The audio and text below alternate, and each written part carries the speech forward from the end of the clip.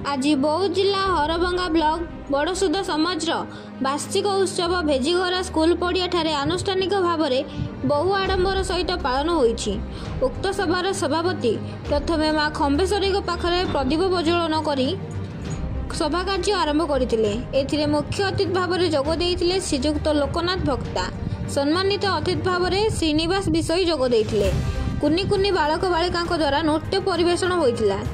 ଏହି ଉତ୍ସବରେ ବହୁ ସଂଖ୍ୟାରେ ପୁରୁଷ ଓ ମହିଳା ସାମିଲ ହୋଇଥିଲେ। ସଭାରେ ବାର୍ଷିକ ଆୟ ବ୍ୟୟ ବିଷୟରେ ସମ୍ପାଦକ ଶ୍ରୀକାନ୍ତ ଦେହୁରୀ, କୋଷାଧ୍ୟକ୍ଷ ରଞ୍ଜିତ ପାତ୍ର ଅବଗତ କରିଥିଲେ। ଉକ୍ତ ସଭାରେ ଭାଗୀରଥୀ ପାତ୍ର, ସୁଧାଂଶୁ ଠାକୁର, ମୁଖ୍ୟ ବିଚାରକ ଗୋପାଳ ଭକ୍ତା, ବିରଞ୍ଚି ଭକ୍ତା ଉପସ୍ଥିତ ଥିଲେ ଏବଂ ମୁଖ୍ୟ ଅତିଥିଙ୍କ ଦ୍ୱାରା ପ୍ରତିଭାମାନଙ୍କୁ ପୁରସ୍କୃତ କରିଥିଲେ ଓ ଶେଷରେ ସମସ୍ତ ଶପଥ ନେଇଥିଲେ ସଦାବେଳେ ଭାଇଚାରା ବଞ୍ଚାଇ ରଖିବା ଓ समाज को सुदृढ़ करने सह विभिन्न समस्या विषय आलोचना करवा। हरभंगारू राजेंद्र पगंडी रिपोर्ट, टाइम्स ऑफ कलिंग।